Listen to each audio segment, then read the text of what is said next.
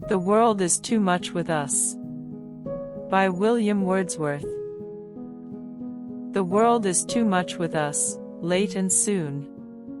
Getting and spending, we lay waste our powers. Little we see in nature that is ours.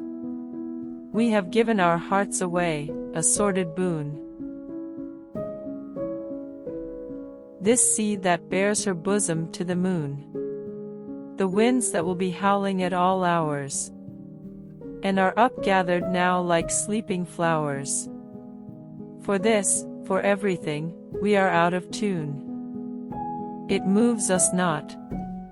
Great God! I'd rather be a pagan suckled in a creed outworn.